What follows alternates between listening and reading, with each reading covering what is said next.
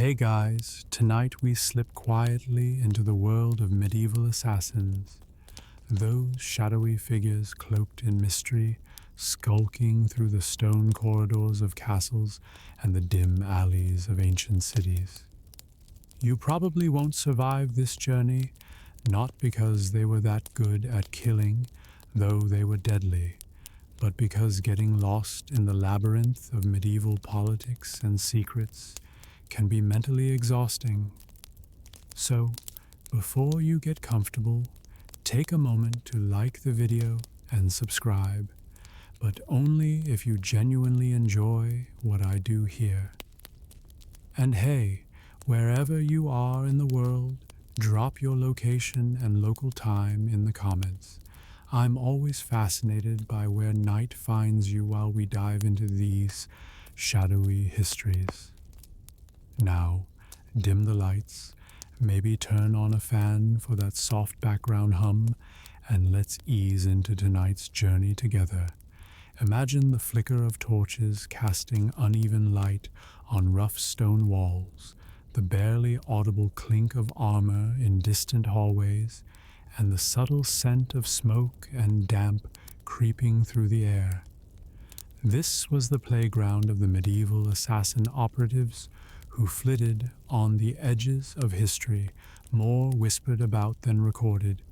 But who were these figures really? Historians still argue whether assassins were mere mercenaries for hire or part of larger political and religious factions. The term assassin itself came from the mysterious Nizari Ismailis in the Middle Ages, a group often labeled with exaggerated tales of hashish-fueled killers sent on suicide missions. The truth? Less hallucinogenic drug trips and more strategic political assassinations, carefully planned to tip the scales in power struggles. In Europe, from the 12th century onwards, assassination became a tool in the chess game of kingdoms and noble houses. You see, not all assassins wielded daggers or fought swordsman to swordsman. Some worked through poison, others through whispers and betrayal. The medieval period's web of alliances and enmities created a stage where an assassin's success could mean the rise or fall of a monarch. Sometimes, though, these characters slipped between being villains and anti-heroes, their myth inflated in the telling. Think conjurers or spies more than blade-wielding murderers. One of the best-known assassinations was that of Thomas Becket in 1170, a killing that was less a shadow and more an ecclesiastical scandal. Knights loyal to King Henry II famously shouted, "Who will rid me of this troublesome priest?" which trolls of history delight in interpreting as a royal assassination order. Yet, whether Henry intended actual murder or just venting frustration, those knights took the words a bit literally with their murder in Canterbury Cathedral. The line between political assassination and religious martyrdom constantly blurred in this period, with actions that sometimes aimed at justice, other times at sheer power grabs. Medieval assassins were intertwined in this dynamic tapestry, their work hidden in darkness, but their impact echoed loudly in history. You might expect these assassins to be layers of villainy, but their actions could be seen as a grim form of diplomacy, messengers carrying death instead of words. And while you imagine cloaks and hoods, the reality was often more mundane, blending seamlessly into crowds, wearing the garb of merchants or monks, turning invisibility into their main weapon. Historians still debate whether these figures operated under strict codes or were opportunistic killers driven by greed and personal vendettas. Some evidence hints at secret societies with oaths and rituals, but much remains veiled in secrecy and legend. What remains clear is that these medieval assassins were key players in a violent age, where stealth often mattered more than strength, and a whisper could be deadlier than a sword. So, as you settle deeper into this tale, remember, the shadows of the medieval assassins stretch far and wide, from monastic halls to royal courts, shaping a world that was just as brutal as it was fascinating. Training pains and secret arts. Imagine starting every day, not with coffee or a gentle stretch, but by rehearsing ways to disappear into shadows or flick a poison blade with deadly precision. Welcome to the brutal regimen of a medieval assassin's training, a world where pain and patience interwove tightly. You shuffle through cold stone training yards, sweat misting as you practice silent footfalls, practicing not only physical skills, but psychological endurance. This wasn't some secret ninja school with neat uniforms and belt rankings. The training was rough, raw, and often hidden in plain sight. It's strange to picture, but rather than ornate armories, many assassins learned their craft in seedy taverns or candlelit chambers tucked away in monasteries or underground cells. Some historians still argue whether assassin training was formalized in schools or mostly passed informally through apprenticeships and loyalty bonds. You might be surprised that knowledge of poisons, how to brew them, how to apply them, was often part of their education, handed down from local herbalists and cunning apothecaries who dealt in remedies and lethal concoctions alike. One quirky fact is that physical conditioning sometimes involved bizarre methods, like swallowing crushed glass or other painful tasks designed to build a tolerance for suffering. Of course, some of these gritty stories might sound exaggerated, but there's little doubt that enduring discomfort was a key survival skill. You might wince just imagining it, but pain tolerance could mean the difference between life and death after a close quarters knife fight or a daring escape. The weaponry was as varied as the assassins themselves. Small daggers, called rondelles, were the favorites, easy to conceal, quick to strike. Some assassins favored garrots, wires or cords looped around the neck, a method requiring close proximity but silencing prey instantly. Occasionally, the use of primitive crossbows or throwing knives showed up in their toolkit, blurring lines between assassins and mercenary soldiers. What's fascinating is how their training wasn't just physical. Many studied social behaviors obsessively, learning how to mimic accents, gestures, even how to adopt certain smells associated with particular classes or professions. After all, slipping unnoticed through a noble's court demanded more than a quiet step. It required becoming a ghost in plain sight.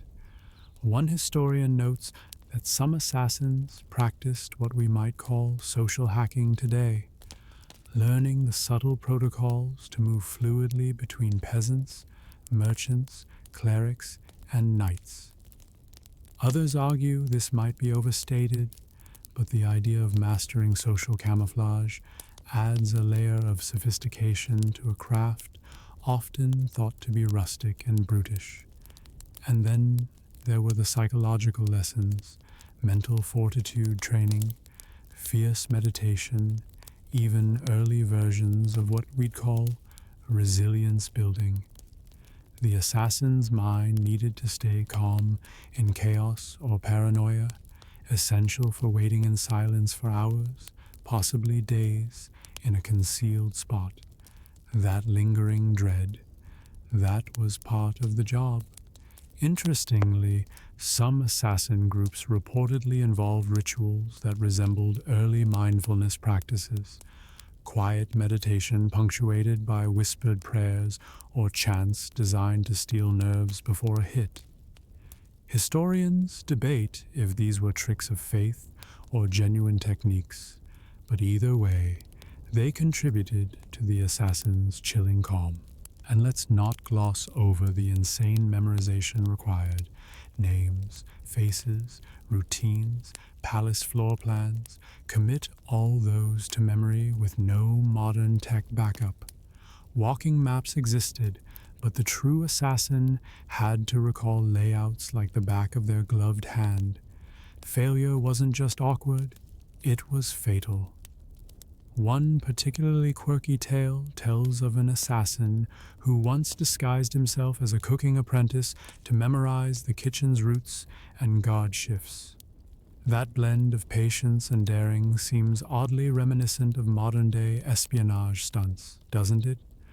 Oh, and don't forget language skills. Some assassins learned multiple tongues, Latin, Old French, Arabic, to infiltrate foreign courts or trade routes. This polyglot skill was rather like having a superpower back then, smoothing the way to targets or allies alike. Training often ended, or sometimes began, by learning to fade into legends, to build myths that kept enemies unsettled. It wasn't just physical conditioning, but creating a persona that was terrified before the assassin even struck. The infamous whisper that he's already here, that sense of impending doom, was as much a weapon as any dagger. The downside? The training was brutal, sometimes fatal.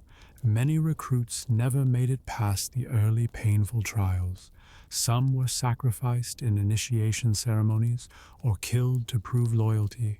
It was a world of ruthless pragmatism disguised in shadow. Yet, in spite of all the grim realities, the medieval assassin's training shows remarkable sophistication. It was a blend of brutal discipline, secret knowledge, and social cunning that challenged our simplistic ideas of the dark medieval mind. So as you drift now, recall the sting of poison on the skin, the pounding heartbeat in silent pursuit, and the whispered lessons of shadows taught behind locked doors. Stealth and disguise, blending shadows. That's the name of the game in the shadowy world, where a single misstep means a shallow grave or a slow public death. You glide through crowded market squares, lantern light flickering on your face, knowing the eyes watching could belong to friend or foe. In a time before CCTV and drones, stealth wasn't just slipping silently. It was a whole performance, a complex dance of disguise, deception, and social mimicry. The streets of medieval towns were noisy and messy, with clanking carts, bawling street vendors, and the odors of livestock mingling with smoke and rot. Mixing in required mastering the local customs and dress codes to the point where a misstep, like wearing the wrong color or carrying the wrong tool, could immediately raise suspicion. You probably won't survive this if you try to sneak past armed guards wearing the ceremonial robes of a priest, for instance. Not in real life anyway. Disguise wasn't limited to clothes. The clever assassin might darken hair or lighten skin, alter gait or voice, and use scent to deceive the keen noses of hunting dogs or suspicious servants. Some reports even mention assassins using primitive masks or veils, not just to hide identity, but to unsettle targets psychologically before the strike. Historians still argue whether theatrical masks were a practical tool or simply an embellishment that grew in stories later. One truly quirky tidbit is the use of certain perfumes or herbs to mask human scent or create unpleasant odors repelling dogs. A medieval aromatherapy of the assassin's trade, if you will. Different plants boiled into oils or incense created encounters as a subtle warfare of smell. Lavender and rosemary aimed to neutralize body odors, while smoke from burning frankincense could confuse god animals or cover footsteps. Another story claims a notorious assassin was nicknamed the Pewter Finger because he coated his gloves' fingers with an odorless paste that eroded the smell of skin, the efficiency of which scholars debate. But how did they move? Silence is the assassin's best friend. You would crawl on all fours sometimes or slide against walls, timing footsteps with the ambient clamor, horse hooves, falling rain, applause from distant festivities. Some assassins trained to soften their boots with cloth wrappings or wore light, leather-soled shoes, rather than metal-studded footwear that might echo like a medieval tap dancer. One extravagant, often repeated tale holds that elite assassins carried metal silent slippers, fashioned from thin plates to muffle each step. But academic circles mostly dismiss this as mythologized fiction. Social context also dictated disguise. If passing through a merchant district, you might pose as a traveling trader, complete with sacks of goods and a cantankerous mule. Chatting in regional dialects or knowing minor trade etiquette could save your skin. In more noble surroundings, adopting the guise of a servant, a priest, or a wandering minstrel gave access unavailable to outsiders.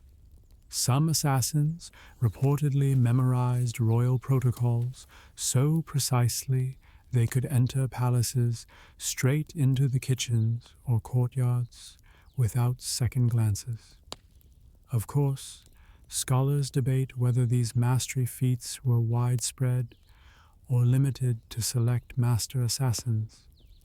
You also had to master optics, the art of invisibility by strategic appearance. Wearing colors common to certain classes or regions helped avoid drawing attention. Conversely, appearing too plain or too opulent might either mark you as suspicious or out of place. Remember that medieval cities mixed all classes too closely. A downtrodden beggar today might be a wealthy merchant tomorrow. Blending required constant study. The element of timing mattered as much as disguise. Nighttime was the prime hunting ground, but moon phase, weather, and festivals influenced cover. A sudden thunderstorm could mask footsteps like a secret weapon. Meanwhile, a well-timed festival meant crowds overwhelmed the guard's attention, allowing an assassin to slip by in a sea of revelers. Picture a masked assassin blending with a troop of jesters, laughter drowning out subtle steel glints, charming and deadly. Yet disguise had its risks. If you misjudged a dialect, stumbled on customs, or missed a local story reference, the whole act could collapse. You'd risk rough imprisonment at minimum or worse. This precarious performance demanded nerves of steel. One odd historical episode tells of an assassin who posed as a monk but was betrayed because he lacked the ability to chant Latin prayers convincingly, a reminder that even silence had its boundaries. Alongside physical disguise, assassins cultivated mental invisibility, becoming shadows in the minds of those around them. Sometimes this meant cultivating a persona so nondescript that they were essentially background noise. One chronicler wrote of an assassin known only as the Grey Man, who never became more than a rumor because he actively avoided anyone's notice, erasing his presence like a ghost. Stealth isn't just physical, but a psychological war, where even the tension in your shoulders or a sudden glance can betray intent. The medieval assassin needed to repress natural tells: sweat, trembling hands, rapid breathing in order to strike fast and vanish. Training in breath control was as crucial as dagger skills, and some accounts suggest assassins practiced early forms of controlled breathing akin to modern meditation or yoga practices to steady hearts and calm nerves. Lastly, the use of urban geography played into stealth. Narrow alleys, hidden courtyards, rooftop paths, and underground sewer systems served as arteries for silent movement, a labyrinth extending well beyond the visible city. Some assassins allegedly memorized complex city maps, even secret underground passages, to escape or infiltrate undetected. Historians still debate the extent to which such subterranean routes were widespread or restricted to major cities. Don't forget the cold-blooded timing of shadow play. Do you leap now, while the god's back is turned, or wait another night, risking exposure? The assassin's success hinged on mastering invisibility through disguise, silence, and perfect timing. It wasn't just skill, it was art. So next time you slip into that cozy bed, imagine the sharp eyes of a cloaked figure melting into the night, a ghost slipping unseen through alleys and masquerading among your neighbors. The art of blending shadows was as much an invisible battle of wills as a physical chase through stone and fire-lit streets. Deadly rivalries and political intrigue are the true fabric behind many of those shadowy missions you just imagined. Every whispered assassination was not merely a kill for hire, but a move in a grand chess game of medieval power. You might think the assassin's target is chosen at random or for personal revenge, but usually these killings served as messages, warnings, or shifts in alliances, almost like political tweets, but bloodier and far less character-limited. Picture yourself walking through corridors of cold stone castles, thick with the scent of burning torches and damp tapestries, overhearing hushed conversations about treaties, betrayals, and war plans. The medieval world was a chaotic maze of fiefdoms, dukedoms, and kingdoms, all jockeying for advantage, and assassins were the quiet but deadly players sent to weaken rivals or silence troublesome voices. Historians still argue whether many assassinations were orchestrated, chiefly by rulers themselves, or whether independent assassin guilds pursued their own agendas by selling services to the highest bidder. Similarly, rival factions within cities and courts often funded assassins to disrupt the opposition. Take a medieval city like Florence or Venice. Merchant families were locked in blood-soaked competition.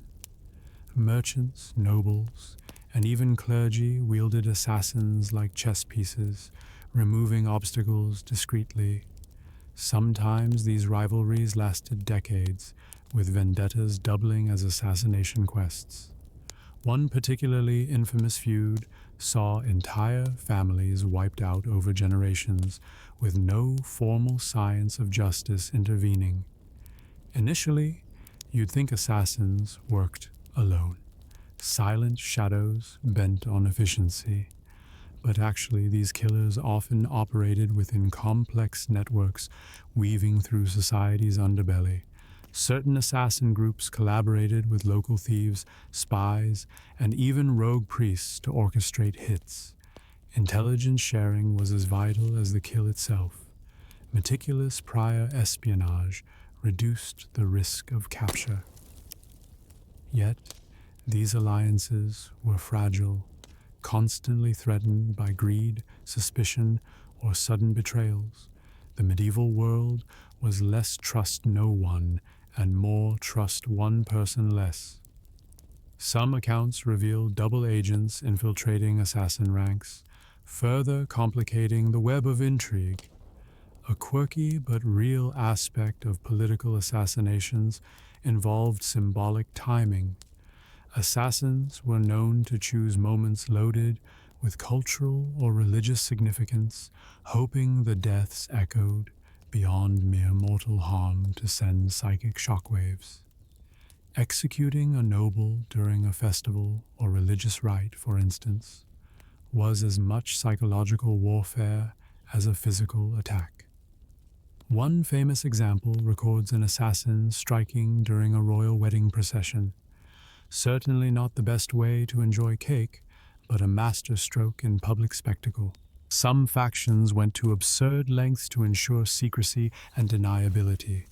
The use of misdirection was a favorite tactic. Staged death scenes, false flags, or replacing victims with doubles to confuse investigators.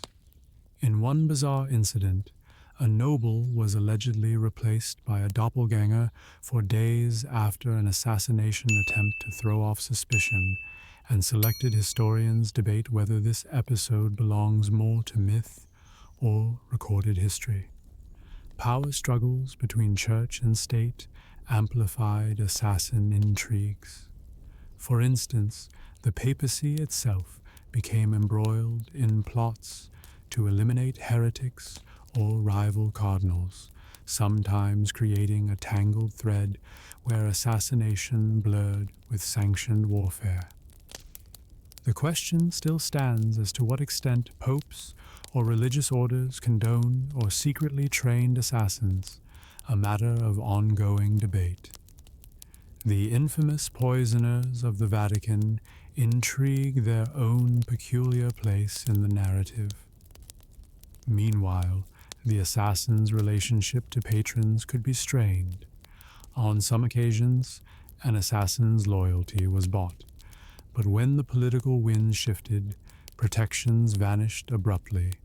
You'd be wise to remember there was no job security, benefits, or injury leave in this grim profession. Some assassins found themselves hunted by the very factions paying them moments before, a brutal irony worthy of a medieval tragedy. These factions always balance the need for secrecy with demonstrating power.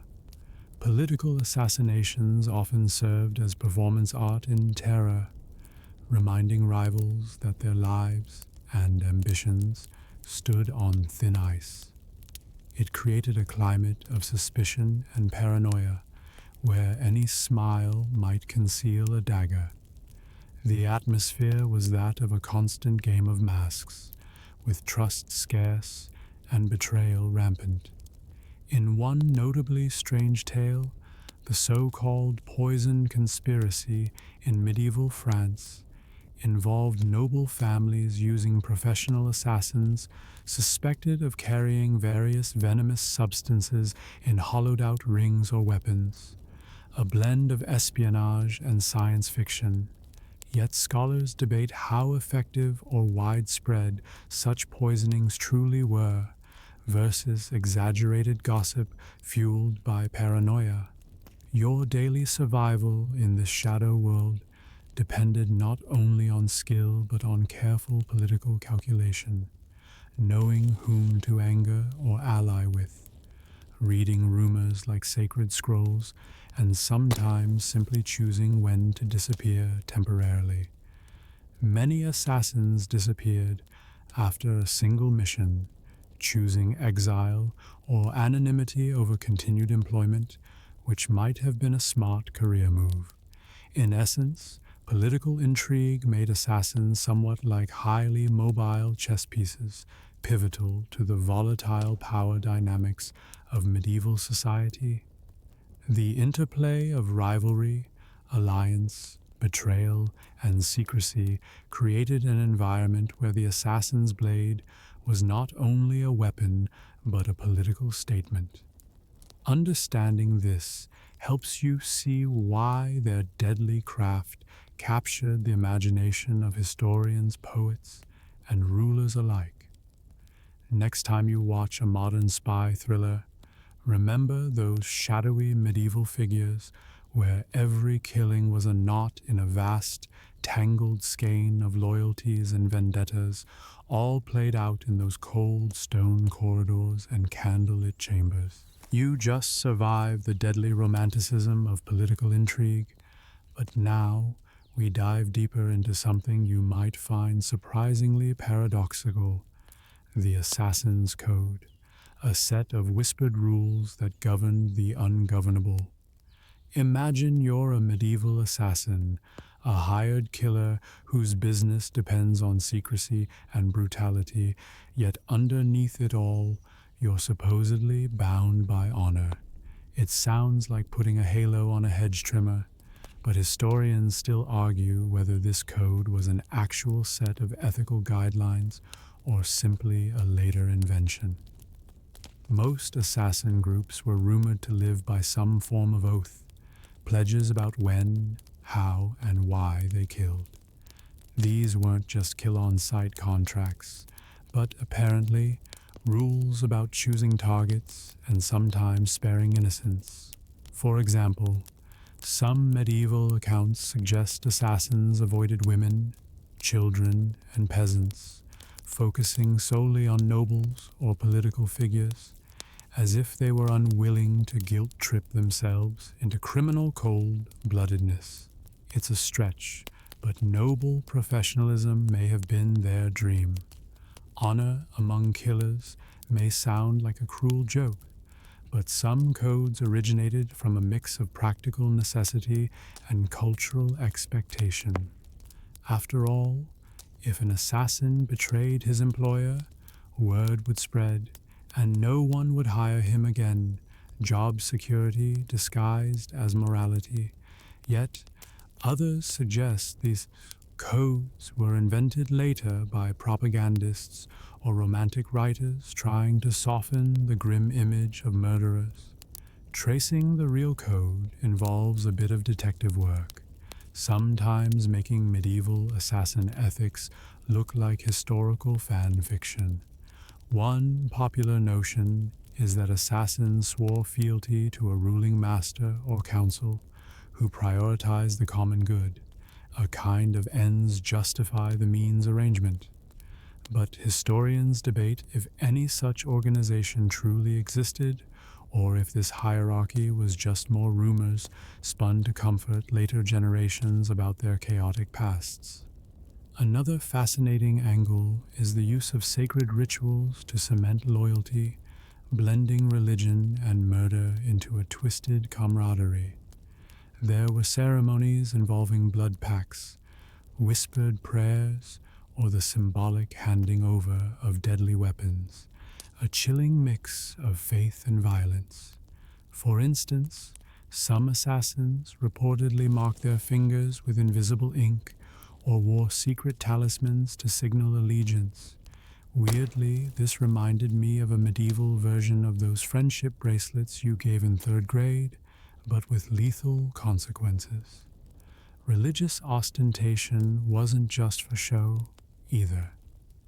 The code sometimes demanded that assassins pray for their victims or seek divine forgiveness, showing how deeply intertwined medieval violence and spirituality were. While this might sound like a primitive form of PTSD therapy, scholars still argue about how sincere such religious observances were, or if they were mostly performative. Then there's the question of anonymity and self-sacrifice. Some codes insisted assassins vanish after missions, forsaking family and possessions to protect the group's secrecy.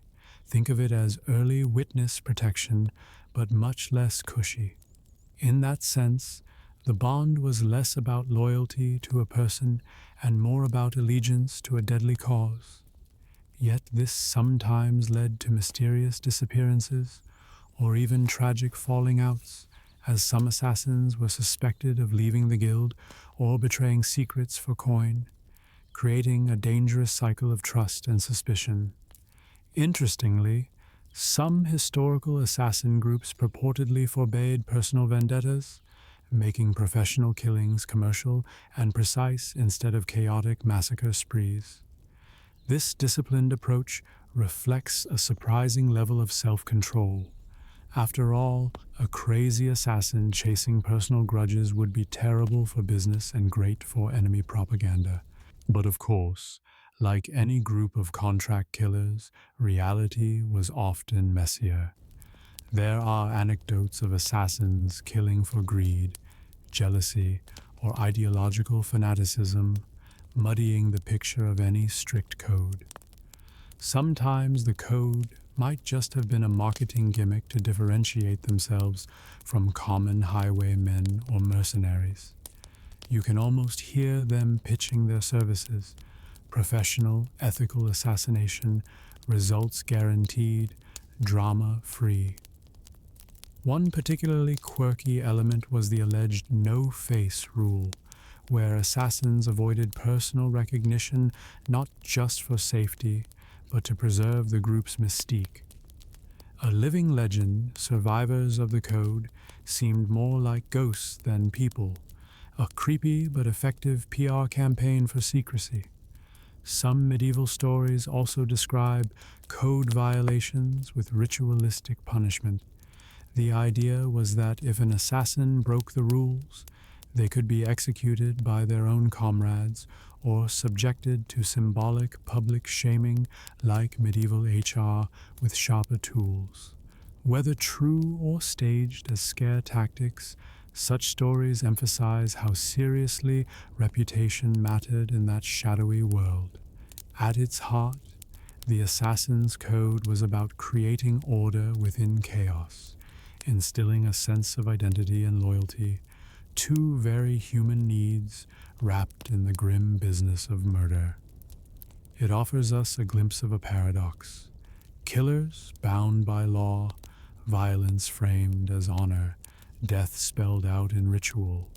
So next time you imagine an assassin as a cold-blooded brute, remember the whispers of codes, oaths, and secret handshakes, reminding us that even in the darkest shadows, ancient humans craved structure and meaning. You're stepping even deeper into the medieval assassin's toolbox, this time peeling back the quiet yet venomous world of poison, the invisible weapon that could topple kings without spilling a drop of sweat. Forget the cliché of stabbing from the shadows. Many medieval contracts leaned heavily on chemistry and cruelty disguised as subtlety. Historians still argue whether poisoning was an assassin's preferred method or just one deadly option in a grim arsenal, but its reputation certainly lingers throughout dark castle corridors. Picture this: it's the dead of night. You slip unseen into a lord's chamber, pluck a goblet from the table, and replace a sip of wine with a dash of a sinister brew, one you crafted yourself from whispered recipes and forbidden plants. Poison in the Middle Ages wasn't just a toxic trick, it was a secret science, a blend of botany, alchemy, superstition, and terror. The most famous medieval poisons were extracts from plants like hemlock, belladonna, the devil's cherries, ironically enough, aconite, and nightshade, each with a cocktail of symptoms designed to be as mysterious as the death itself. Belladonna, for instance, was notorious not only for its lethality, but for causing dilated pupils, hence its name, Beautiful Lady, because women used it cosmetically, willingly risking peril to appear seductive. Simultaneously, this plant double functioned as a killer's tool, a botanical double agent. But it wasn't all natural ingredients. Medieval texts also whisper of metal-based poisons, with arsenic topping the hit list.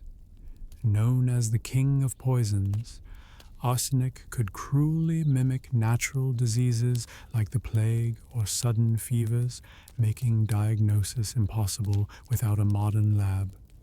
So political enemies, noble spouses, or power-hungry courtiers could quietly airbrush out inconvenient rivals under the guise of illness, a recipe for medieval natural causes that we're still unraveling. Quirkily, some assassin poisoners would coat weapons with their foul concoctions or apply poisons to gloves and rings, turning casual touches into silent killers. There's even a story of an assassin who dipped a raven's feather in poison, turning a gentle scratch into a death sentence. It sounds like the stuff of alchemical fantasy, but historians have found fragments hinting at such creativity. One of the most curious poison techniques involves crocodile dung. Yes, you heard that right. Some medieval sources mention using this unlikely material both as a medicine and a poison ingredient. While it's debated whether crocodile dung was common or just an urban legend, its mention evokes the bizarre and unexpected elements found in medieval pharmacopoeias. Maybe it's medieval biowarfare, or just early ew factor. Poisoning was both art and ritual. Recipes were jealously guarded secrets passed down hand to hand, and some even involved ceremonial preparation, like chanting or mixing under a full moon, highlighting how superstition flavored science. Historians still argue how much of this was codified knowledge versus folklore embellished by fearful chroniclers. An interesting fringe theory floats around that assassins used slow poisons to torment victims over days or weeks, breaking their will before the final moment, a psychological tactic as much as physical. Imagine the anguish in waiting for death's silent approach, something nearly as chilling as the fatal act itself. On the other hand, some poisoners reportedly prided themselves on quick kills, favoring agents that acted in minutes, depending on the political urgency. Both methods had pros and cons. Slow poisons allowed plausible deniability but risked exposure, while rapid poisons demanded precise timing and access. Poison carries a dangerous reputation, not only for its efficacy but also because it blurs the line between murder and natural death, creating paranoia that everyone's meal or wine could be a death sentence. This fear potentially weakened social bonds, sparking rumors, betrayals, and betrayals of betrayals. Some courts reportedly banned drinking wine without official tasters, a medieval form of preventable homicide insurance. The tricky part? Poisoners had to guard against accidental self-intoxication. Handling toxins like aconite or arsenic requires borderline alchemist-level care, and medieval assassins often suffered from their own concoctions. Clumsy mixing or contaminated tools could mean the end of the assassin as well as the target, an occupational hazard not often mentioned in romantic tales. Assassins didn't work alone when it came to poisons. They often collaborated with apothecaries, medieval pharmacists, who sometimes acted as unwilling accomplices or were coerced into their grim business. Apothecaries guarded their formulas like trade secrets, and sometimes their knowledge became a bargaining chip, turning them into key players in the shadow wars of power. Interestingly, some historians debate whether professional poisoning was more common among women than men, as women often managed household herbs and medicines, while men tended to the more overt violence. Given the social restrictions on women, poisoning became one of the few effective weapons to influence power dynamics secretly. Finally, we can't forget that poison has a long cultural history tangled with myths about witches, sorcerers, and dark magic. Medieval assassin poisoners wore a fantastical aura of the forbidden, part alchemist, part demon. These associations persisted in popular imagination, reinforcing the deadly mystique and social fears about invisible killers behind closed doors. So, Whether poison was the assassin's favored weapon or a shadowy backup, it left an unmistakable stain on medieval history, a silent killer with a sting sharper than the sharpest dagger. You slipped deeper into the shadows, shifting from toxins to tales of tongues and eyes in every corner. Medieval surveillance was an invisible web spun by spies and informants, with assassins lurking between gossip and secrecy like the cryptic final chess move no one saw coming. Without the luxury of phones, emails, or satellites, medieval intelligence was a cocktail of rumor, observation, and nerve. Historians still argue how professionalized this espionage really was, or if much came down to opportunistic villagers with loose lips. Picture yourself in a smoky tavern, voices low, coins clinking, where a subtle glance from a stranger could mean your secrets are safely conveyed to unseen masters, or your doom is quietly sealed. Assassins depended on this murky information ecosystem to find targets, learn routines, and predict political wind shifts. Silent watchers, incognito scribes, and whispered warnings created a labyrinth that helped them tread close enough for a kill. Medieval spies were often ordinary people with extraordinary trust or extraordinary risks. Street vendors, tavern girls, servants, and even monks could serve as eyes and ears for an assassin network. The phrase, "a friend in every port," applied literally to these informants who, for a few coins or political favor, had report suspicious comings and goings. Sometimes they wore special tokens or badges marking alliances, concealed signs known only to the inner circle, like a dark version of a secret handshake. Quirky as it sounds, one favorite surveillance tool was the simple listener, a carved wooden seat or bench placed in key spaces to trap the sounds of meetings.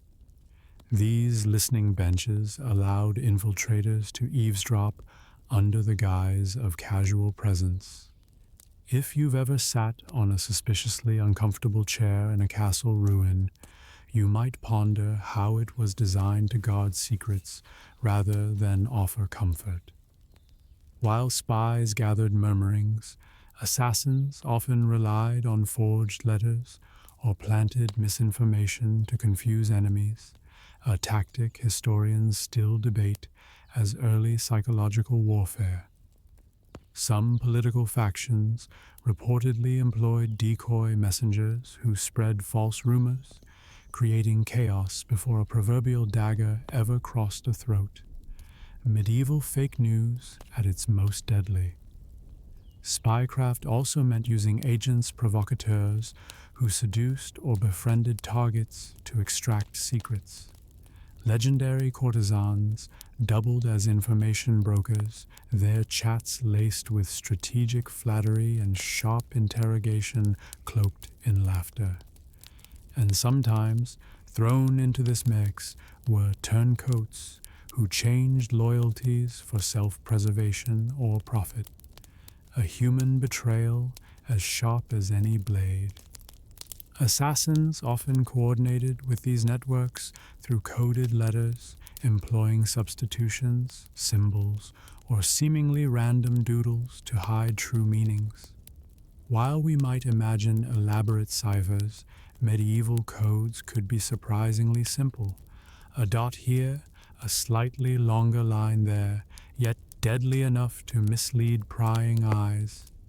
Historians still argue about how systematic or improvised these encryptions were, considering the low literacy rates of the time. Then there were the informers, who risked everything to protect their patrons. In monarchies where loyalty was life or death, confession under torture sometimes revealed multiple layers of conspiracy, turning a single whisper into a cascading pile of outlawed names and burning reputations. Assassins could manipulate this paranoia, sometimes planting fake informants to betray rival factions or sabotage alliances. You might be surprised to hear that some spies used carrier pigeons, though more commonly in later centuries. In the medieval era, homing birds began edging into messenger work, their flights already paving the way for future intelligence operations. Still, the medieval messaging network relied heavily on fast riders, secret couriers, and hidden packages. One story tells of an assassin who concealed a note inside the hollowed shaft of an arrow, shooting it into an unsuspecting noble's hall to deliver a death threat. Talk about your medieval express mail. The relationship between assassins and local governments was complicated. Some rulers funded spy networks that doubled as assassination conduits, while others condemned such tactics as dishonorable or unchristian, preferring open warfare. This political ambiguity gave assassins a blurred badge of authority, operating both within and outside the law depending on the employer's whim. Oddly enough, local inns sometimes became informal intelligence hubs where whispered alliances were formed over mugs of ale. These taverns held a dual reputation, places of information exchange and possible danger, since anyone might overhear incriminating secrets. But hey, what's more medieval than plotting a coup while nursing a frothy pint? Certain scholars argue that the emergence of city-states and increasing urban populations made surveillance more complex and more necessary, as anonymity became easier, but power dynamics tightened. Through narrow streets and crowded markets, assassins had to navigate locales rife with potential spies and counter-spies. One misstep could land you swarmed by an angry mob or betrayed by a supposed ally. Interestingly, medieval monasteries sometimes played odd roles in this shadowy world. Some monks worked as scribes, decoding intercepted messages, while others became unwitting informants, mistaking sensitive political conversations for spiritual confessions. The dual role of faith and espionage created ongoing tensions that historians still explore. Another intriguing tidbit: in some regions, local priests or clergy acted as both moral guides and covert informants, protected by their sacred status. This duality often gave assassins access to privileged information while fluttering the edges of ethical debate. Would a confessor's confidential knowledge make them collaborators or unwitting tools? Historians still debate. Finally, the shadows of medieval surveillance show us how information has always been power, and how whispered secrets and unseen eyes could determine life, death, and the shifting tides of kingdoms. Assassins in this world were craftsmen of chaos and silence, wielding not only blades and poisons, but whispered truths collected from the city's underbelly. There's a certain irony in how, without modern tech, medieval assassins and their spies achieved a level of precision and paranoia that rivals even today's intelligence work. So next time you complain about spam emails or social media stalking, remember medieval courts where your last whispered word could quite literally be the prologue to your final chapter. You're no stranger now to silent shadows and whispered secrets. Let's turn to those moments when the assassin's plans unravel spectacularly. Assassination attempts gone wrong often read like dark comedies masquerading as tragedy, filled with bungled poisons, misfired arrows, and well-intentioned dogs with questionable timing. These failures peel back the mythic veneer around the medieval assassin, revealing a messier, occasionally farcical side to the deadly craft. Historians still argue whether these blunders were the exception or an indispensable, if unglamorous, part of assassination culture. Imagine yourself skulking in a dense courtyard, dagger in hand, only to realize your victim has unexpectedly changed route or now sports an extra pair of guards, and your escape plan was based on last week's information. One classic tale involves a would-be assassin so nervous he fainted mid-stab attempt.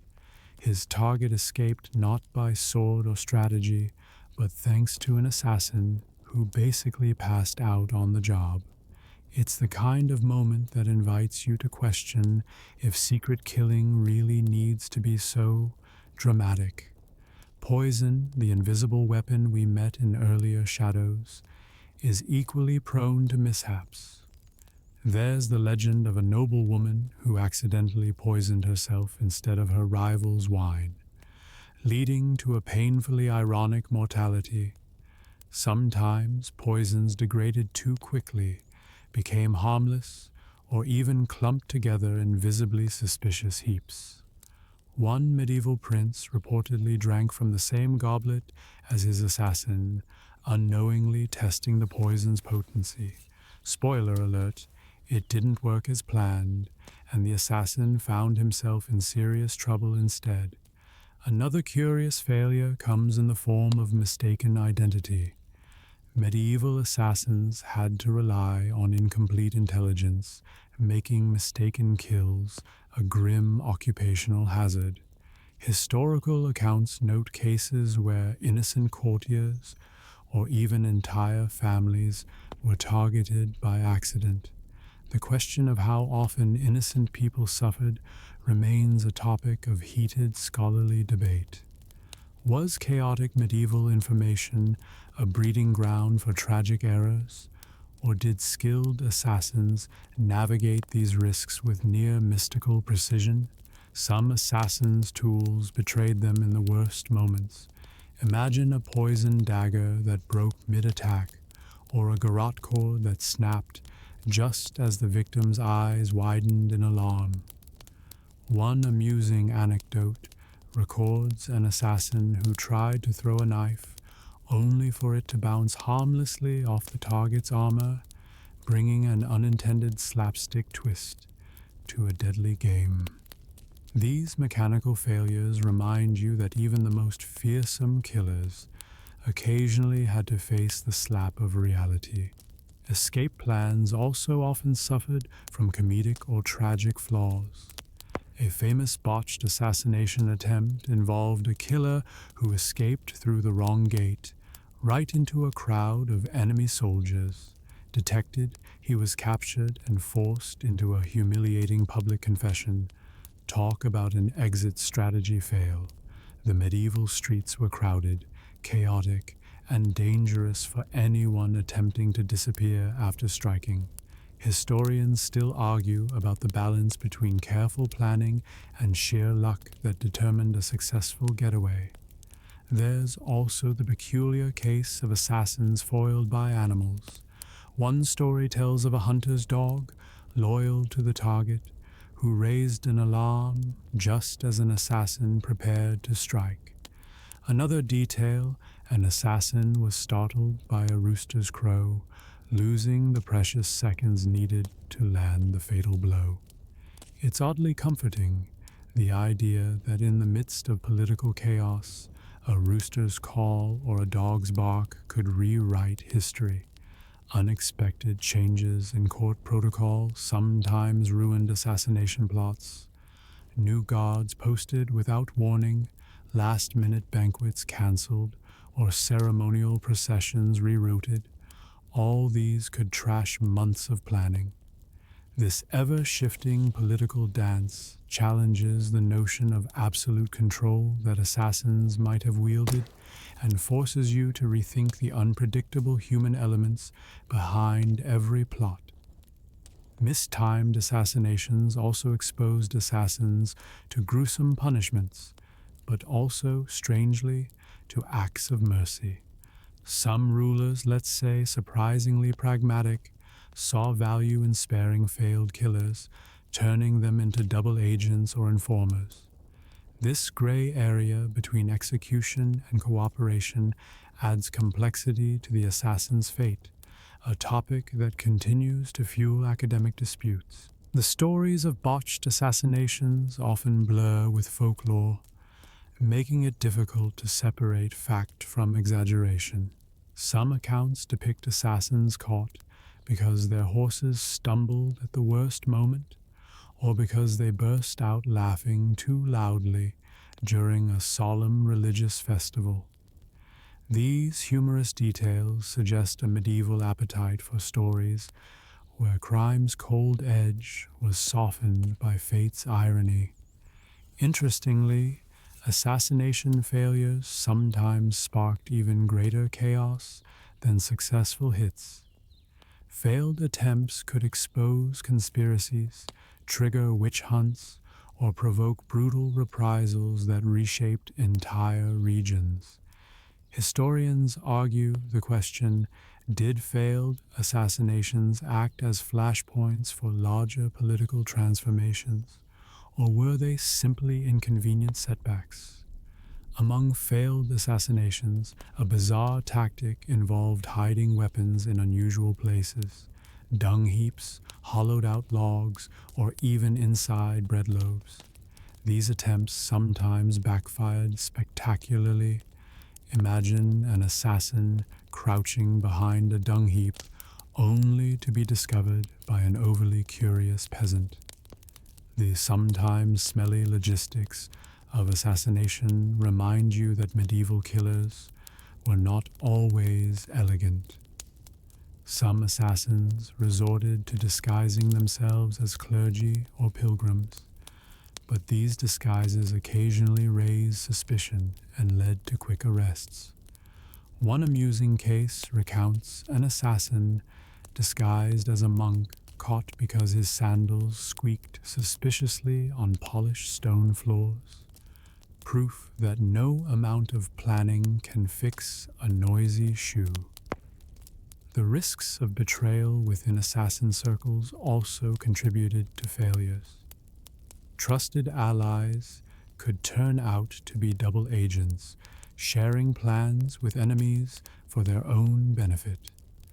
This endemic mistrust adds a poisonous layer to medieval secret societies and reminds you that paranoia was not just a byproduct of their trade, it was often the fuel. Failures extended beyond politics. Assassins occasionally targeted the wrong people due to whimsical rumors or misinterpreted omens, reminding us how much superstition tangled with medieval warfare. Historians still debate how seriously such beliefs affected assassination priorities or tactics. Finally, the laughing irony of failed assassinations teaches you an important lesson. In a world built on shadows and secrets, even the best laid plans can wobble into unintended hilarity or disastrous chaos. The delicate balance between precision and luck ruled, reminding all players that ambition dances on a knife edge, very easily dropped. You step away from the chaos of bungled assassinations and into the darker corners where shadows aren't just shapes, but entire safe havens. The mysterious hideouts and secret societies that cradled the killer's craft. These turf-like enclaves offered shelter, strategy, and sanctuary for those whose livelihoods thrived on vanishing without a trace. Medieval assassin hideouts were said to range from simple caves hidden deep in forests to labyrinthine underground chambers beneath bustling cities where whispered conversations could decide the fate of kingdoms. Yet, Historians still argue whether these rumored strongholds were widely real hubs or largely the stuff of legend spun to add dread and mystique. Imagine slipping through a moss-covered door in a remote castle wall, only to enter a dimly lit chamber where assassins sharpen blades, share information, and plot operations with the solemnity of monks, but with far deadlier ambitions. Some hideouts reportedly featured secret tunnels, escape routes out to rivers, or wells used for swift disappearances during tight raids. Others allegedly incorporated coded graffiti, a primitive but effective security feature to communicate warnings or safe paths. Interestingly, such physical hideouts might sometimes double as neutral zones where rival assassin factions could meet without immediate danger, suggesting a complex social web behind the shadowy veil. The supposed secret societies behind these hideouts stretch the imagination even further. You've likely heard of the elusive Brotherhood of the Veil or the Silent Blades, groups said to initiate members through strange rituals involving whispered oaths, mysterious symbols, and bizarre tests of loyalty. While many of these groups border on folklore, some documented orders did exist, operating under layers of secrecy so thick that even governments struggled to unravel them. These societies didn't merely share tactics, they controlled information flow, gathered intelligence, and negotiated backroom deals that shaped political tides. However, whether these orders functioned like coordinated crime syndicates or loose alliances remains a subject of fierce scholarly debate. Some hideouts formed natural fortresses, tucked in craggy hills or dense forests, aligning assassin networks with local powers or rebel groups. Others embedded themselves in urban environments, cleverly masked as inns, apothecaries, or religious shrines. Picture a dilapidated tavern, its creaking floors betraying countless footsteps of killers who exchanged deadly contracts under layers of nightly revelry and spilled ale. The dual nature of such places, the vibrant life above, the grim plots below, draws a fascinating contrast that continues to captivate historians and popular imagination alike. The architecture of certain assassin hideouts was often designed with paranoia baked into every corner. Narrow passages that allowed only one person at a time, false doors concealing pit traps, and complex locks requiring secret knowledge were common features. Sometimes these hideouts even incorporated escape hatches leading to the city's sewer system, an early urban labyrinth doubling as a killer's exit plan. This blend of cunning engineering and brutal practicality reveals how assassins were not just fighters, but master survivalists. You can almost hear the creak of floorboards and muffled whispers echoing through these shadowy layers. Intriguingly, legends tell of particular hideouts linked to legendary assassins, places said to contain strange relics or tools, even curses guarding them. One such rumor speaks of a cavern deep under a mountain containing the Blade of Silence, an obsidian dagger believed to grant invisibility to its wielder. While no historian can confirm the existence of such artifacts, the mere presence of these legends underscores how intertwined reality and myth can be in assassin lore. Many secret societies enforced strict codes of silence and loyalty, with punishments for betrayal ranging from exile to death. Some enacted bizarre initiation rites involving trials of pain or endurance, meant to toughen new recruits and ensure unwavering commitment. Remarkably, some factions are thought to have used complex hand signs or coded language, early ancestral forms of what modern secret agents might call cryptography. The secrecy woven into these interactions was vital to survival. Any slip could mean exposure and a death sentence. The connection between assassin hideouts and religious institutions adds another layer to this shadowy world. Some assassins found refuge in monasteries or chapels, exploiting the sanctity of these spaces as protection. This relationship between faith and murder might seem shocking, but it reflects the often pragmatic use of religious cover in medieval politics. Despite the sanctity of these sites, historians still argue over how extensive and genuine this religious association truly was versus being a convenient fiction for survival.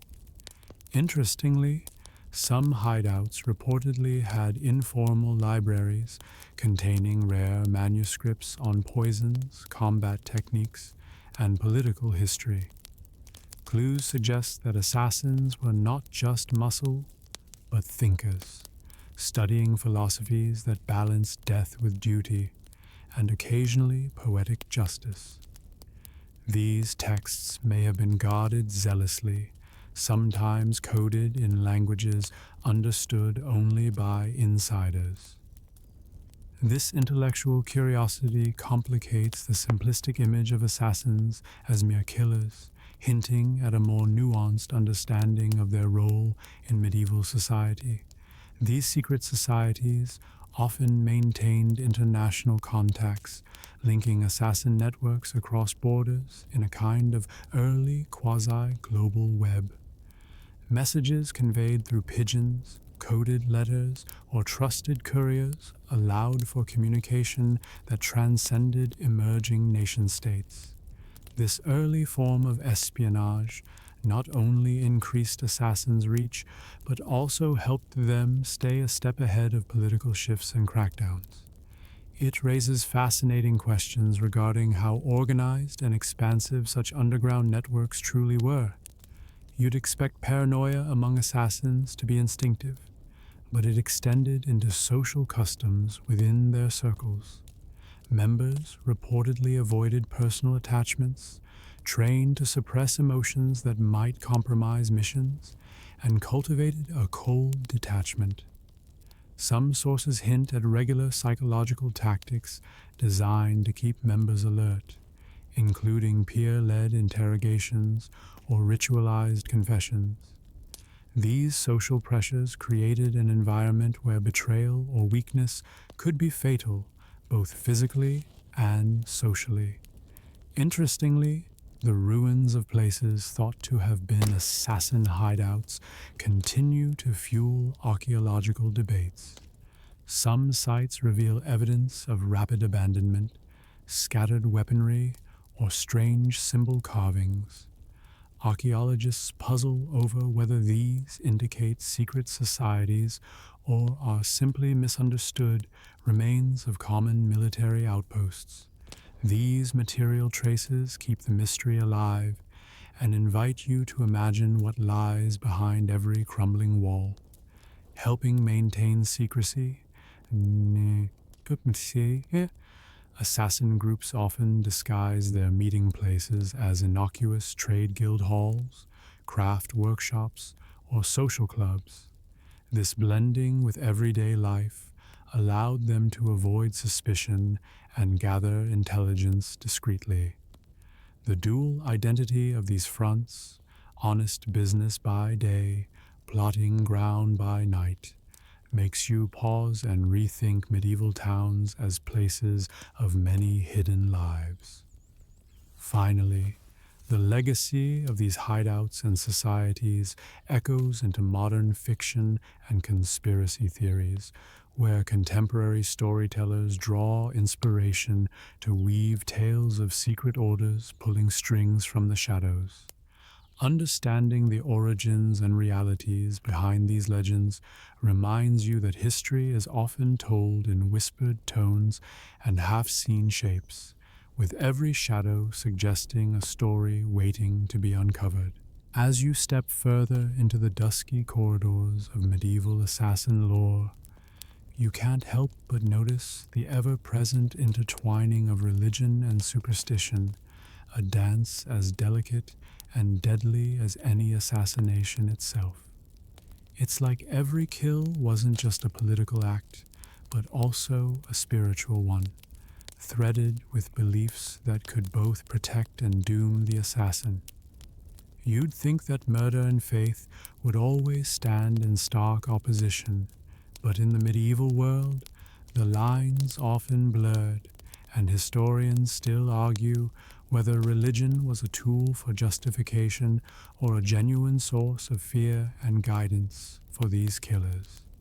Many assassins were deeply religious, or at least outwardly so, using faith as a shield both literally and figuratively.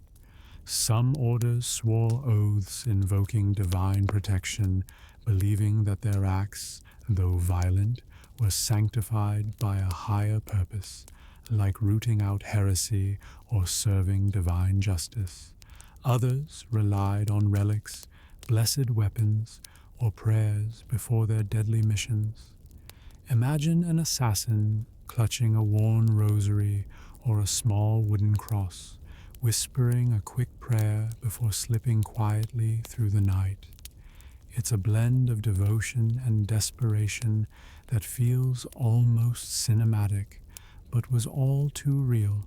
In fact, some assassins carried out what might be called holy murders, sanctioned by church authorities, aiming to quell enemies of the faith. Yet, this raises thorny questions.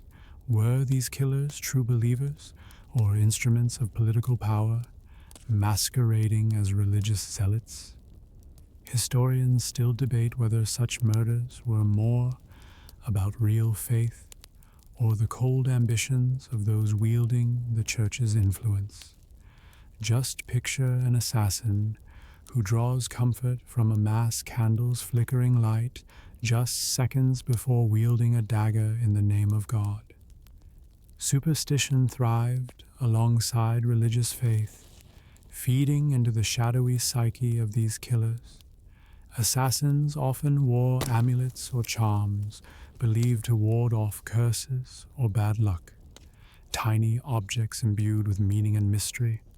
Some were said to have been dipped in the blood of saints or blessed by monks to carry protective magic. Others wore animal bones or strange talismans to confuse their enemies or even inspire fear. The medieval world was more than just swords and daggers. It was a tapestry woven with belief in ghosts, spells, and unseen forces tugging at everyday life. The fear of curses and supernatural retribution deeply influenced both assassins and their targets. Some believed an improperly performed assassination could bring a curse not just on the killer but on their descendants, and stories abounded of vengeful spirits haunting those who betrayed the deadly code. You might find it oddly comforting or chilling that even in back-alley killings, ancient fears held sway. A reminder that in medieval minds, death was never just physical, but spiritual. How much these beliefs affected actual decisions is something scholars continue to unravel. Religious institutions themselves played a curious role in assassin lore. Monasteries and churches often acted as sanctuaries, places where even assassins could find temporary safety. Some monks were rumored to provide spiritual guidance, cryptic warnings, or even poison recipes hidden beneath illuminated manuscripts. While the church officially condemned such acts, the tangled politics of the time meant complicity, or at least quiet tolerance, wasn't unheard of. So, while you might expect a medieval priest to condemn a murderer unequivocally, histories hint at a more nuanced relationship, full of whispered alliances and cautious complicity. Interestingly, Some assassin orders blended religious rituals into their own initiation ceremonies. Symbols like the cross, the chalice, or ritual cleansings were adapted into secret rites, blurring lines between piety and initiatory magic. This fusion created a unique culture where killing was framed as a sacred duty. Some historians argue this spiritualizing of assassination was designed to ease moral conflicts and foster unity and discipline among members, kind of like a deadly blend of church choir and covert ops. Superstition extended to timing too. The finger of fate often pointed toward particular days or lunar phases deemed more auspicious for assassinations. For example, some preferred the dark of the new moon or specific feast days when gods might be distracted or rituals could shield their actions. The idea of cosmic alignment influencing the success of a deadly mission might sound like superstition to modern ears, but it was a serious calculation back then. Even now, you can almost hear the blurry whisper of some assassin muttering, "Moon's right, tonight's the night." Death and afterlife fears also shaped assassination techniques. Some assassins attempted to minimize suffering to avoid tainting their own souls, while others embraced brutal methods, believing violent ends could lead to spiritual cleansing or martyrdom. Some went so far as to carry last rites themselves or sought confession before missions, reinforcing that complex bridge between mortal violence and eternal salvation. The assassination was as much a spiritual trial as a physical one. You find stories of assassins who wore masks resembling saints or angels during their missions, using religious imagery as both a cloak and a psychological weapon. The blend of fear and reverence this inspired in victims added a surreal layer to their final moments. It's a reminder that medieval assassination was theater as much as execution, a performance staged on faith's charged backdrop.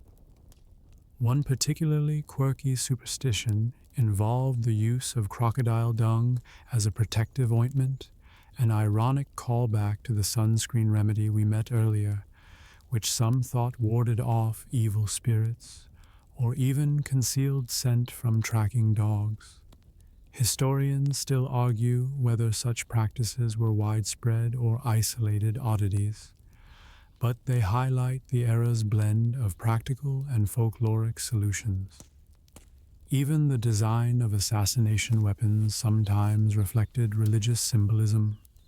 Dagger hilts carved with saints, crosses embedded in blades, and inscriptions of prayer all suggested that killing was never quite divorced from spiritual meaning. This overlap challenges the simplistic notion of assassins as cold killers, portraying them instead as deeply embedded in the religious fabric of their time. Finally, remember that superstition didn't stop with the assassins. Their enemies employed their own rituals and charms to avoid becoming victims, sometimes placing protective symbols by their beds or in homes.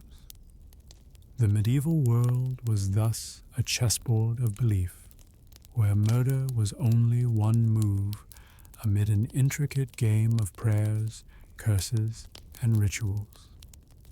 As you pause in this dimly lit intersection of faith and fear, the medieval assassin emerges not just as a shadowy killer, but as a figure shaped by the intricate dance of belief and brutality, a person who believed in unseen forces as fiercely as the knife they wielded. It's a paradox echoing across centuries, reminding us how deeply mystery and mortality intertwine in the human story.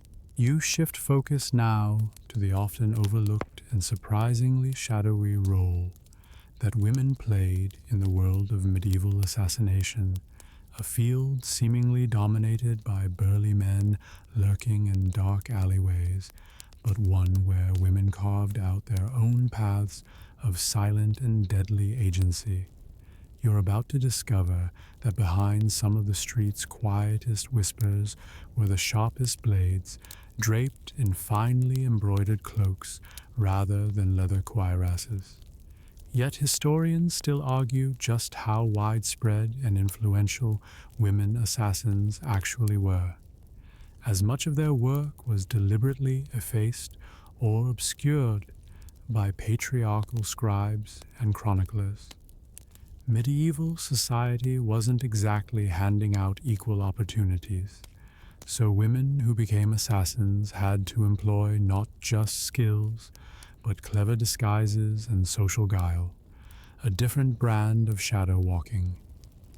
Imagine a woman in a bustling market, ostensibly a simple vendor or noble lady, but slipping a poison vial or a hidden dagger past guards and into the hands of a target with effortless grace. Their ability to move unseen in male-dominated spaces often became their greatest advantage.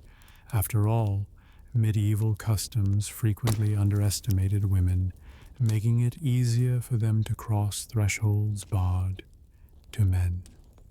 One of the more famous examples is the mysterious figure of Gan Verena, rumored to have been a female poison expert in the courts of 14th century Italy. The historical record is sparse, and some scholars contend she might be more myth than fact, but stories of her crafting exotic poisons and plotting silent eliminations persist in local lore. Tales describe her using everything from rare herbs to intricate mixtures derived from toads and nightshade, ingredients that cast a long shadow of both fear and fascination. Was she a real person, or a symbol of female menace stitched from the anxieties of a male-dominated world? That's part of the scholarly puzzle still being debated. Women assassins weren't limited to poison alone either. They could take on roles as messengers, spies, and infiltrators, roles that required weaving a web of trust and deception. In settings such as royal courts or religious institutions, women had unique access and were therefore strategically positioned to enact or facilitate assassinations. Picture a lady-in-waiting overhearing a conspirator's whisper or delivering a vial of poison disguised as perfume. Their societal roles both shielded and empowered them. This subtle wielding of power complicates the simplistic image of medieval warfare and assassination as purely masculine domains. Religious women sometimes intersected with these deadly duties as well. Nuns and abbesses, especially in politically charged monasteries, could be unwitting accessories, or perhaps wary collaborators in plots involving assassination or sabotage. Remember those monasteries with hidden poison recipes written inside manuscripts? Some suggest that women within these religious orders had at least knowledge, if not active participation, in such plots. The boundary between piety and poison in these hallowed halls remains blurred and provocative, prompting historians to continue debating the extent of female complicity and agency. Because many women assassins operated under the radar, it's challenging to parse fact from legend. The medieval chroniclers favored tales of male knights and noble lords, while women's stories often became veiled in gossip or framed as witchcraft accusations. The rise of witch trials in later centuries sometimes recast women associated with death and poison as evil witches, blurring the lines further between real assassination acts and fictive malignity. This transition contributes to ongoing scholarly debate about the gendered politics of medieval murder and magical accusation. Interestingly, some assassin guilds or secret societies reportedly had female members, though evidence is patchy and mostly anecdotal. Some groups may have formally inducted women for their unique skills in espionage and seclusion. Oral tradition, especially in Mediterranean regions, preserves tales of shadow mistresses who taught younger women the arts of silent assassination, moving beyond swords and poisons to psychological manipulation and social sabotage. Whether these accounts reflect actual organized efforts or later romanticized narratives remains contested among experts. But let's not overlook the tactical advantage of what we might now call soft power. Women assassins could exploit the era's gender norms to their benefit. For instance, they might use societal expectations of innocence or domesticity as a deadly cover, slipping through security or social events with less suspicion. You can almost hear a frustrated guard muttering, "Of course it was the chambermaid," after discovering a poisoned goblet or a lethal note. This dynamic of underestimated threat adds an ironic twist to their lethal effectiveness.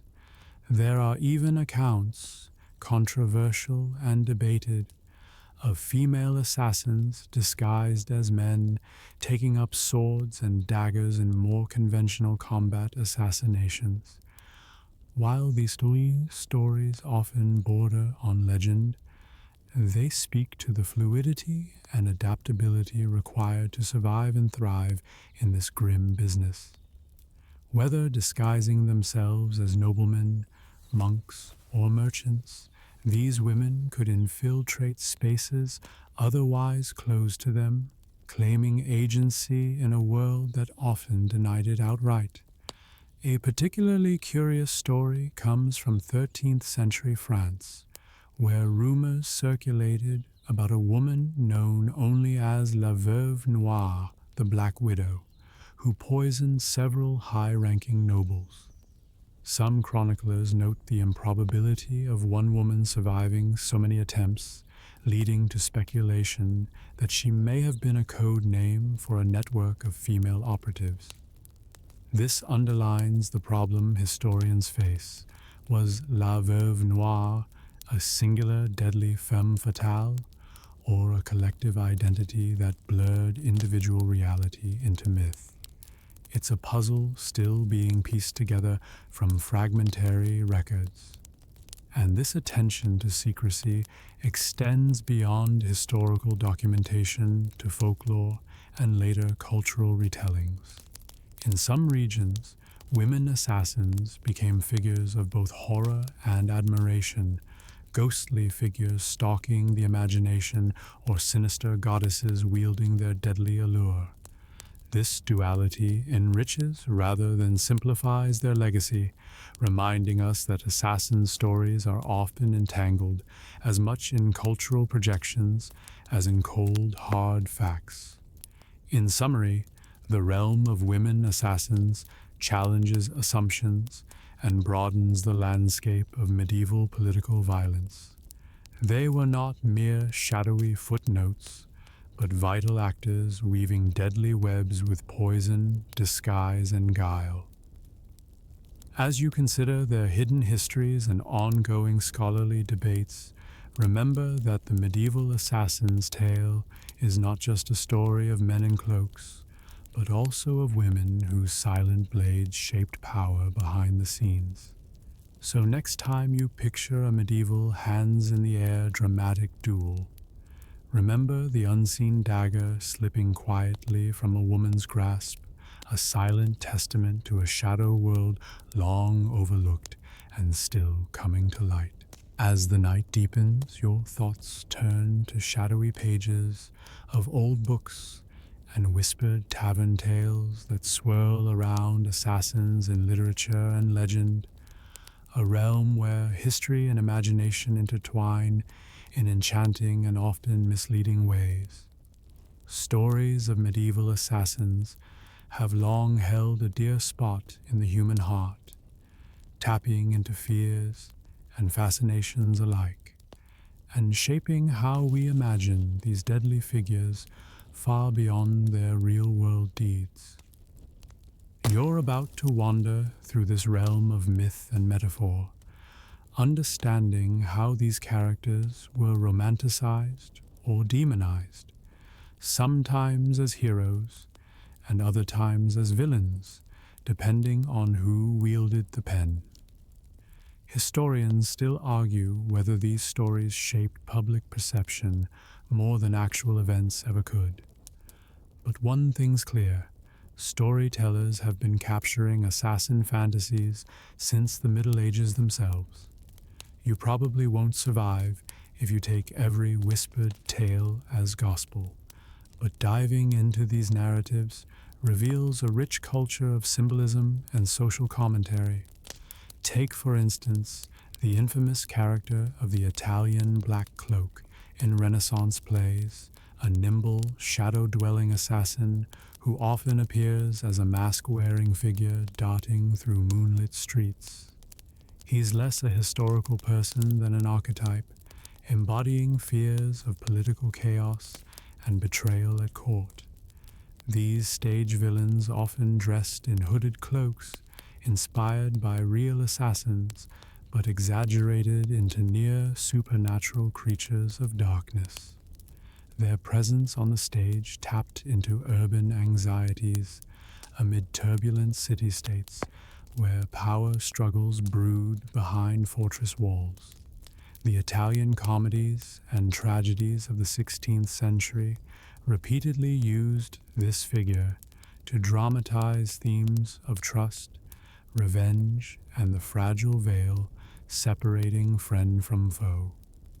Yet the image of the assassin wasn't always one of dread. In some tales, they became anti-heroes, roguish figures operating outside the law but upholding a higher, often personal code. Think of Robin Hood, who, while not strictly an assassin, walked the line between criminality and justice, his bow deadly enough to silence tyrants. Similarly, some medieval ballads celebrate outlaws who employed stealth and cunning to take down oppressors, blurring the line between assassin and vigilante. These stories' popularity suggests a nuanced public perception.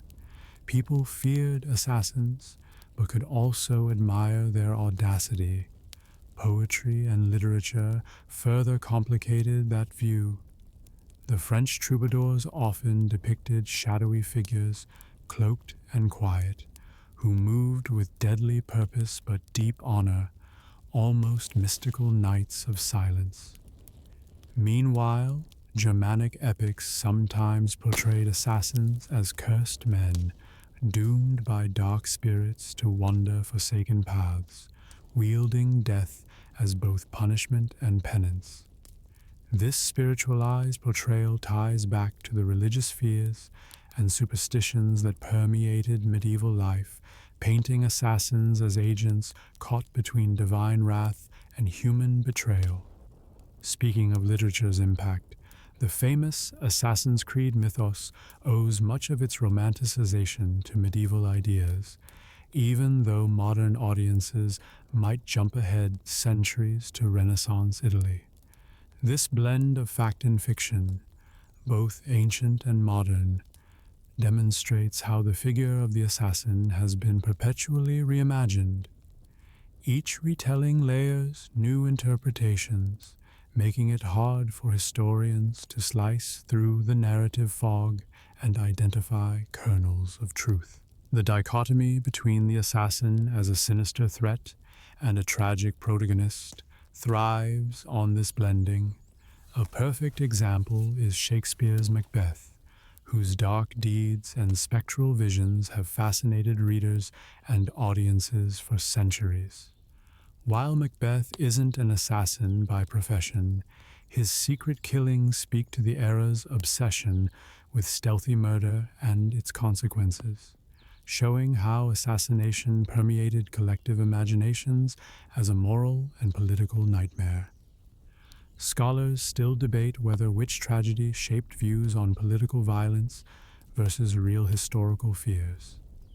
Then there are the popular legends of the Nizari Ismailis or Hashashin, whose exoticized name became the root of our word assassin.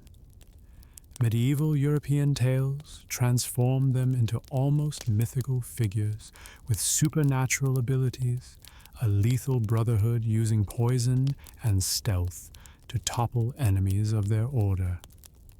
While there's historical substance to much of this, exaggerations of miraculous escapes, secret tunnels, and hypnotic rituals colored later retellings, especially among Crusader chroniclers eager to demonize their foes. The actual methods were likely more pragmatic and less mystical, but these fanciful legends reinforce the allure and dread surrounding assassins. In some medieval European folklore, assassins were linked with the devil or demons, shadows in human form sent to sow chaos. Tales of killers wielding cursed daggers or invoking dark powers became part of sermons warning against treachery and sin. This demonization dovetailed with the Church's efforts to control political power and morality, framing assassins as agents of evil rather than political actors with complex motives. Consequently, the moral complexity of actual assassinations often got reduced to black and white battles of good versus evil in popular memory. Yet, on the flip side, the Middle Ages loved their tricksters and spies, which sometimes overlapped with assassins. Comedy plays featured clever, quick-witted characters who dodged authority with bravado, sometimes killing a villainous character and escaping scot-free. Think of the Zani characters in Commedia dell'arte. While not killers themselves, they represented the spirit of cunning and survival in a world full of power plays, a spirit shared by real assassins. Also interesting is how visual art reflects these charged images. Illuminated manuscripts and tapestries occasionally depict shadowy figures in dark cloaks, lurking behind thrones or quietly strangling rivals, emphasizing secrecy over spectacle. Meanwhile, saints' lives sometimes feature murderers who repented, blurring the lines between sin and redemption. This nuanced portrayal reminds you that medieval culture wasn't just about stark black and white morality, but also complex human contradictions. As you consider all these stories swirling around the assassin figure, it becomes clear that their power lies not just in their deadly acts, but in how societies interpret those acts. Whether demonized as vile killers or exalted as mysterious avengers, the assassin's image served political, cultural, and moral purposes, evolving with changing fears and fantasies. So, next time a shadowy figure leaps onto a medieval stage or a dusty tome speaks of poison and betrayal, remember you're witnessing a performance as much as a history lesson, a layered dance between fact and fiction lighting up the darkest corners of human ambition. You step away from the flickering candlelight stories and find yourself drawn to the harsh, real-world consequences for those caught in the assassin's web. The grim legal landscape of medieval justice where punishment met political spectacle. It's a brutal, unpredictable dance between retribution and authority, with assassins often receiving punishments as severe as the crimes they committed, but occasionally sparking unexpected legal leniency that historians still argue about. You're about to navigate this shadowy court, where a dagger's thrust could lead to a hangman's noose, or surprisingly, a quick pardon, depending on the whims of king and court. The medieval justice system wasn't exactly known for consistency. Caught assassins faced a range of fates, often designed more to send a public message than to deliver fair trials. For many, death was swift and sadistic. Hanging, drawing, and quartering were popular, especially in England by the late Middle Ages. The spectacle of a traitor being dismembered served as a grim warning to others who might consider secret murder. You can almost hear the crowds roaring in the town square as limbs were severed one by one, a macabre carnival of justice. Perfect for a shockingly morbid history podcast, though maybe not bedtime friendly. But not every assassin's fall was so straightforward. Some escaped capital punishment through political maneuvering or by serving as tools for those in power. For example, assassins who worked for influential nobles or even monarchs sometimes received secret pardons or exile rather than execution. Historians still argue whether these pardons were strategic political moves or practical necessities. Better to keep a skilled killer close than let them become a vengeful rogue. Then there's the curious case of trial by combat and trial by ordeal, archaic legal practices still lingering in some regions. If you were accused of assassination, in some places you might have claimed your innocence by challenging your accuser to a duel. Winning meant divine favor, losing was a one-way ticket to the gibbet, a rather dramatic approach to justice that likely gave assassins as many second chances as it took their lives.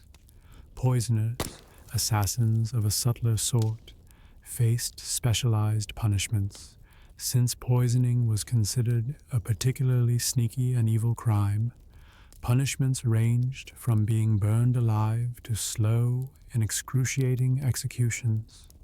You can picture the grim irony when an assassin who poisoned others might meet an equally bitter end, sometimes involving teasers, racks, or iron chairs designed to prolong pain. That said, historical records suggest some poisoners cleverly shielded their identities, escaping these fates entirely, keeping historians debating how many deaths went unpunished. Legal records also indicate a gender difference in punishments. Women caught in assassination plots sometimes faced public humiliation, such as being branded or paraded through towns, sometimes followed by imprisonment or execution. However, occasionally their sentences were more lenient, possibly reflecting societal views of women as less culpable or capable of violent crime. You might be tempted to think this stems from chivalry, but historians debate if it was more political expediency or social gender dynamics at play. One standout example comes from 15th century Italy, where the assassin of a prominent noble escaped death because the ruler valued the assassin's cunning and feared making a martyr out of him. Instead, the assassin was exiled and handed a pension, reportedly turning his skills to counter-espionage. It's a reminder that medieval justice wasn't black and white. It adapted for power politics and practical benefits. Meanwhile, some assassins faced confiscation of property and the damnation of their family names. Medieval law often punished not only the perpetrator but their kin to eradicate danger and disgrace from entire lineages. Imagine a family crest stripped from walls and heraldry erased, a slow social death for descendants, a medieval version of cancel culture, if you will. Local laws also varied wildly. In some German cities, assassination was legally equivalent to treason, punishable by hanging, while in parts of the Byzantine Empire, it could mean blinding or exile. You can picture the geographic patchwork of punishments as confusing as medieval road maps, making it difficult for assassins to predict their fate if caught. Courts sometimes use subtle psychological punishments.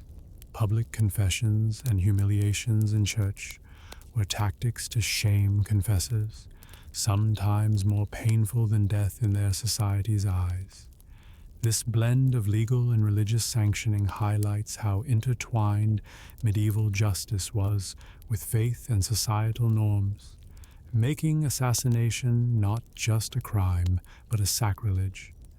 You might be surprised to learn that some assassins used voluntary confession to negotiate lighter sentences, especially when linked to powerful patrons. Historians debate to which such deals were genuine or part of political theater, but either way, it complicated the narrative of swift medieval justice. Even more fascinating is the rare use of forgiveness from a monarch after an assassin pleaded for mercy with a moving speech or humble offering. While unprecedented, such pardons did happen, illustrating the fragile balance between authority and mercy.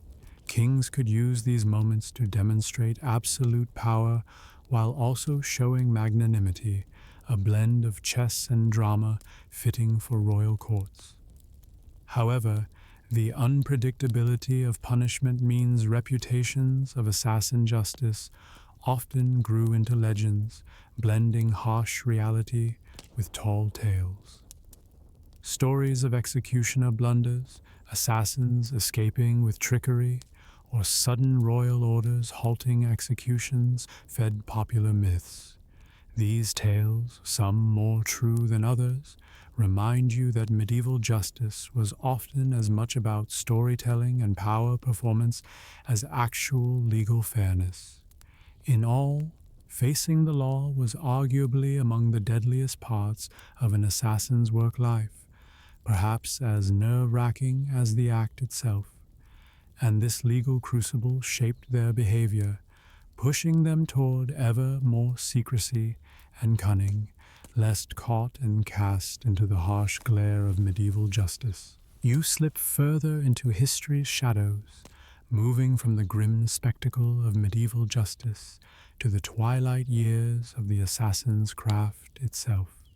It's a quiet unraveling, less a climactic battle and more a slow fade as new structures of power, changes in warfare, and shifting social orders gradually render the stealthy killer's art obsolete.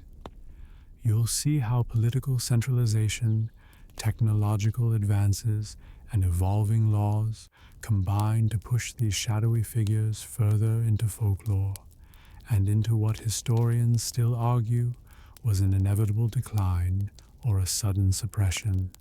By the late Middle Ages and into the Renaissance, kingdoms across Europe began consolidating power under strong central governments and more professionalized armies. This transition undercut the fragmented feudal landscape that had given assassins such fertile ground. No longer were local lords free to hire or harbor disguised killers. Monarchs increasingly demanded state-controlled justice and punishment. Assassins lost their political patrons, their networks disrupted by growing police-like institutions striving to maintain order. Meanwhile, the advent of gunpowder and firearms revolutionized warfare and security. The days when a small, nimble assassin could slip unnoticed into a castle or court were numbered. Walls were reinforced, guards better armed, and the natural advantages of stealth narrowed. Historians still argue whether the rise of gunpowder actually directly caused the assassins or simply coincided with other societal changes. With more organized law enforcement came new detection methods. Towns established watch patrols and public lighting to deter nighttime skulking, though the fact that street lamps were rudimentary at best probably gave assassins a last gasping breath of advantage. Still, you can picture your typical medieval city slowly becoming less hospitable to shadowy figures, busy markets, raucous vans, and ever watchful eyes made slipping away after a kill riskier than ever. Interestingly, the growth of centralized courts and legal codification created clearer penalties that made assassination riskier and less politically useful. If a ruler wanted a rival dead employing open warfare, or public trials often proved more expedient and less likely to backfire politically than secret murder. Assassins lost some of their mysterious cachet as power brokers embraced more transparent, or at least less secretive, forms of control. International diplomacy also shifted attitudes. Several treaties and alliances explicitly condemned political assassination, marking it as dishonorable or even suicidal for a ruler to sanction such underhanded acts openly. This added new layers of risk in employing assassins, reinforcing their status as shadows banned from the spotlight. You can almost hear the court whispers, trading rumors. The king's spy network has made assassins obsolete. The printing press and rising literacy changed things too. Assassination stories that once circulated as oral legends or whispered gossip now appeared in pamphlets and plays, sensationalized and dramatized.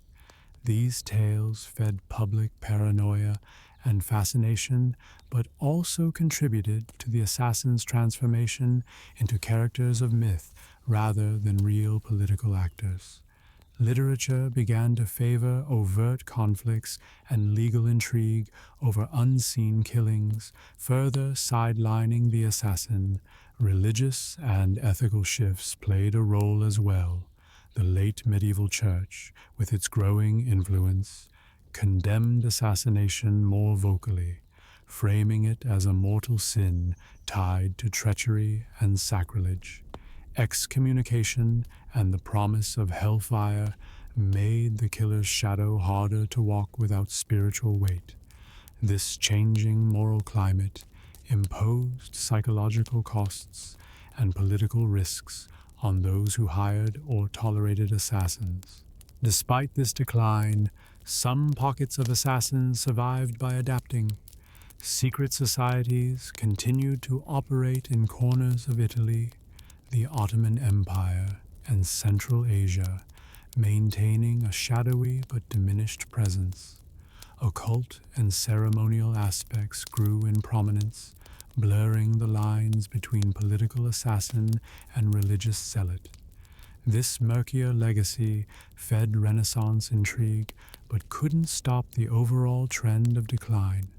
In the end, The Assassin's Twilight reads like a story about broader societal evolution, how medieval fragmentation gave way to centralized states, how technology displaced old tactics, and how ethics shifted public attitudes. Whether you see it as a slow death or a quiet suppression, historians still argue whether assassins ever truly disappeared or merely went deeper underground, waiting for new centuries and new shadows to rise again. You might reflect on the irony that the very secrecy and stealth that made these figures so feared also made them vulnerable to history's relentless forces of transparency, control, and change.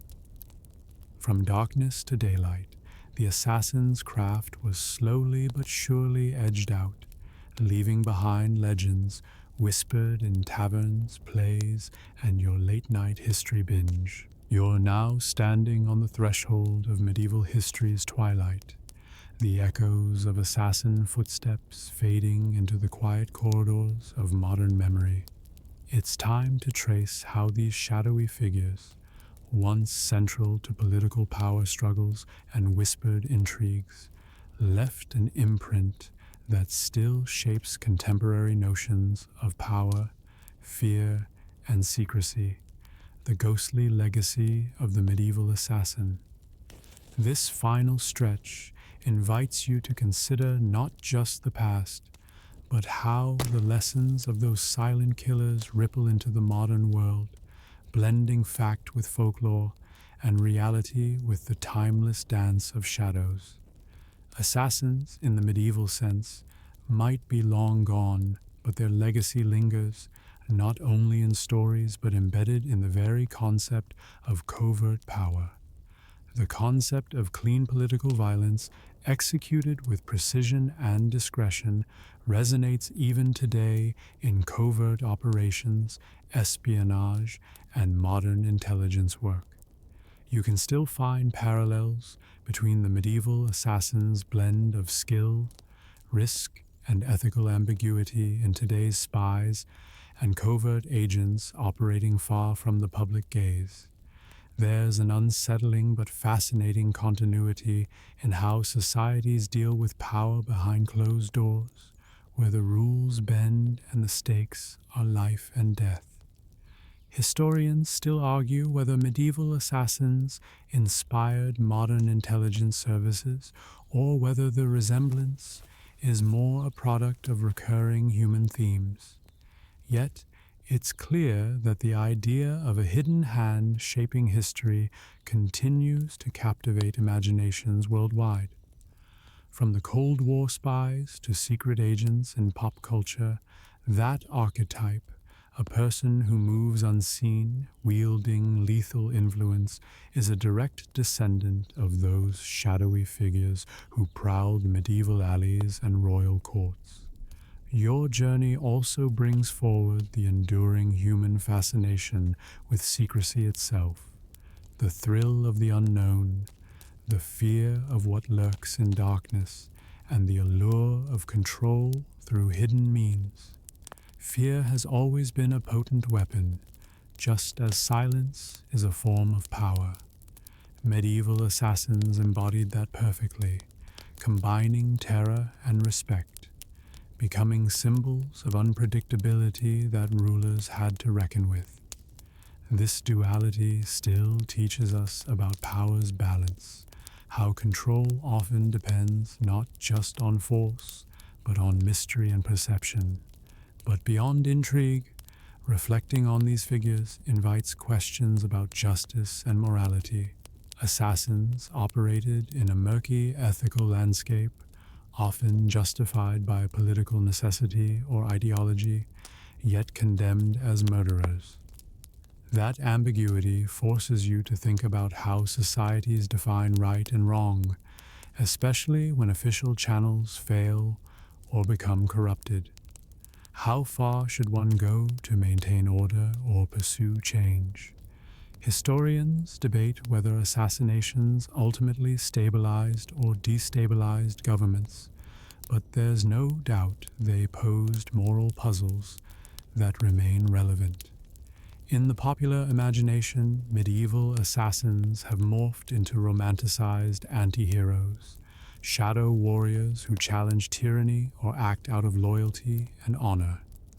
Literature, film, and games often soften their edges, turning killers into complex characters rather than mere villains. This transformation says a lot about our evolving relationship with violence, power, and rebellion. It also reveals how myth-making reshapes history, sometimes blurring truth in favor of narrative appeal. Yet, beneath these stories lie real people who lived dangerous lives and whose actions shook kingdoms. As your thoughts wander further, consider how the medieval assassin story intertwines with modern debates over surveillance, privacy, and state power. The tension between visibility and invisibility, transparency and secrecy, continues to haunt political landscapes worldwide. Those same questions, who watches whom and who acts unseen, were central to the assassin's world and remain urgent today. Finally, as you lie back and let this journey settle, imagine the medieval assassin one last time, not as a cold killer lurking in shadows, but as a figure straddling the boundaries of history and myth, fear and fascination. Their tale is a reminder that history is never just about events or dates.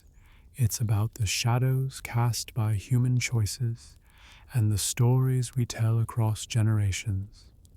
So, as your eyes grow heavy, feel the darkness soften and let this whisper from the past soothe you into dreams filled with restless shadows and fleeting footsteps.